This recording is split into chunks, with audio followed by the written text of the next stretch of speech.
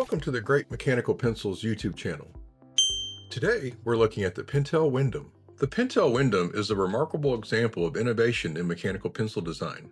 Its standout feature is the integrated LCD clock. This is a highly unusual and advanced addition for a writing tool of its era. Complementing this is the body knock lid advancement mechanism, where the entire body of the pencil is flexed to extend the lid, offering the user a distinct experience. I was lucky enough to find a working pencil that came with an instruction sheet. It shows how to replace the battery and set the time and date. More importantly, it mentions the name of the company that manufactured the integrated LCD, and that in turn helped me date the pencil to pre-1985. Stick around as we will get into all of this and a lot more on this highly collectible Pentel Windom. Here is a simplified model I've made of the barrel joint. And here's a Windom with the lead reservoir exposed. As you can see, it takes very little downward travel to knock the pencil. In this example, the spring-loaded reservoir tube is represented by the light blue part of the model, and it can only travel up and down.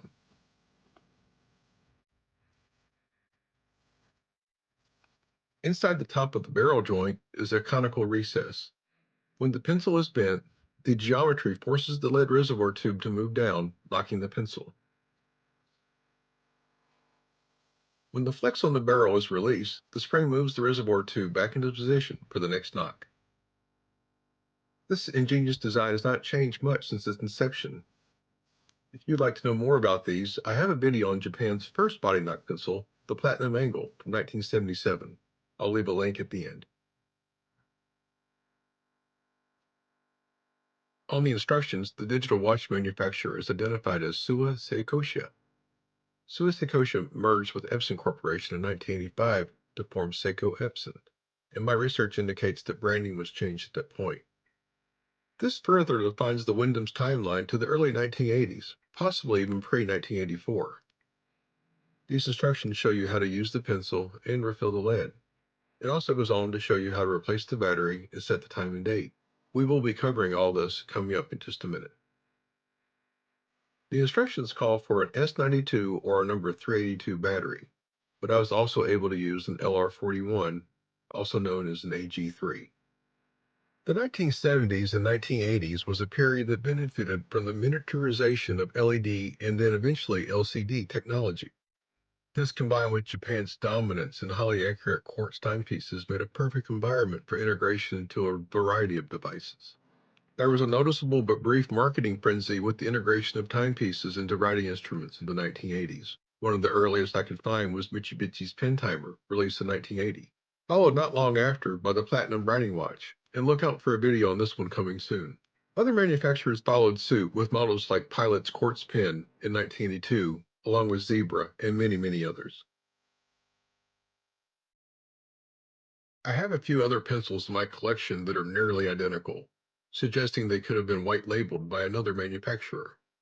I cannot say with any certainty who the exact original manufacturer is, and as you can see from the finishes, internal mechanisms and tips are nearly identical. You can even swap the barrel pieces. Collectors point to the Kikuyo Mistral series as a possible original source.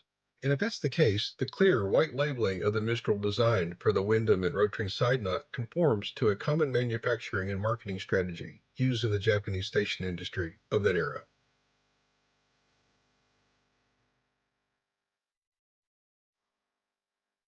Aside from the finish, you can see all these parts are identical in design.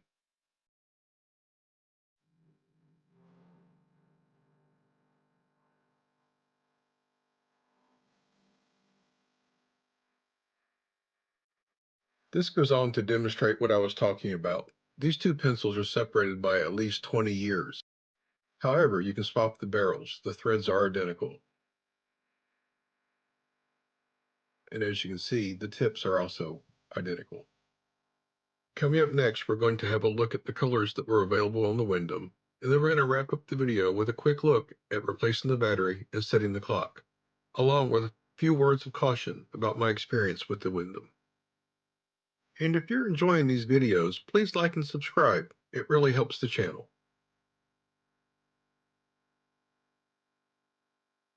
The Windom was offered in a 0.5mm size and came in 4 finishes: a solid metallic silver, and 3 marbled options in red, blue, and brown. The marbled versions featured brass metallic accents. There was also a ballpoint pen version that was available as a side knock. It came in the same color options as the pencil and was also available in a box set. Here's a quick comparison to a Pentel P205. The Wyndham is 138.5 millimeters, making it 3.5 millimeters shorter than the P200. The grip diameters are similar, with each around 9 millimeter. The greatest difference is the weight, with the Wyndham weighing in at 24.8 grams, more than double the P200's 10 grams, giving us a hefty feel. The Wyndham also came with a 2 millimeter fixed lead sleeve, as is customary with other executive-style pencils. Now we're going to take a look at how to load lead into the pencil and take it apart. To take the pencil apart, first unscrew the barrel at the barrel joint. There is no eraser, but under the cap you have a lead jam clearing rod. Remove the cap to refill the pencil. And the Wyndham comes with standard 3-jaw brass chuck design. I wanted to warn you that when removing the tip, the lid retainer ring can become loose. In this video, 2 out of the 3 examples shown had this issue. If the lid falls out of your pencil, or if you encounter other issues, the ring in your pencil may have come loose. You may be able to replace it with one from an old P205.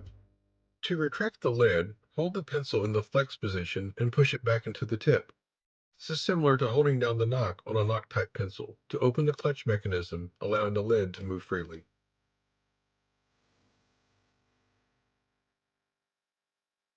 To replace the battery, you will need something to make a small hook and a small item to press the center button.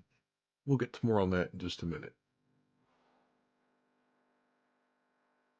Instead of unscrewing the barrel joint, gently pull it apart. Be mindful where you grip the pencil so you do not damage the LCD. The clock is constantly running and available on demand. I've noted the time and date here, and I'll keep track of it and update the exact battery life duration in a pinned comment below. Inside, you can see the batteries being held in place with a spring.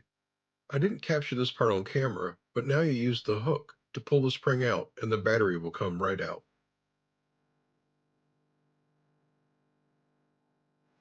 The battery is inserted with the positive side visible, so you need to be able to see the markings on the battery when you insert it.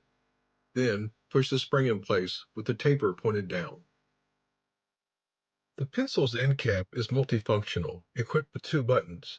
The central button selects the function, like month, date, hour, or minute, while the outer ring scrolls through the values to set for each one. Press the center button to select the month. Then, use the outer ring to scroll through the month options.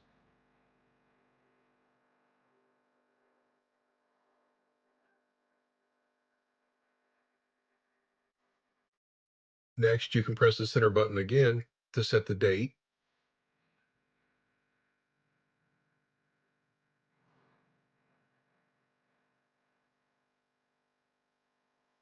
followed by the hour and then the minute. I also wanted to note, a few days after setting the time, it remains accurate to the second.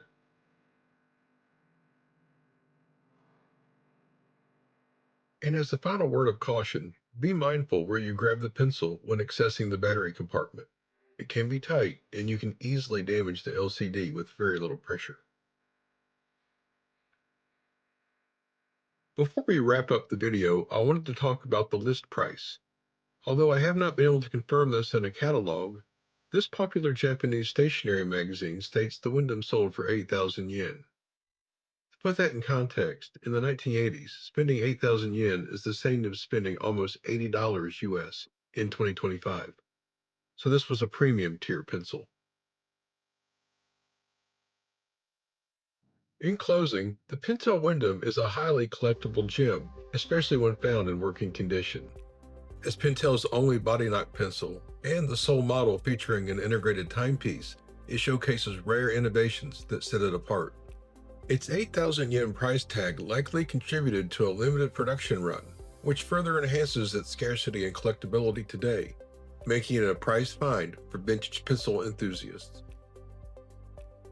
Thank you again for watching, and a special thanks to Jimmy Simpson at Nimrod's blog for his detailed guide to Pentel pencils. And I'm also grateful to the Knockology Mechanical Pencil Forum members for their valuable contributions to this video. Additionally, a big shout out to the mechanical pencil communities on Reddit and Facebook for their support. And until the next video, good luck with your collection.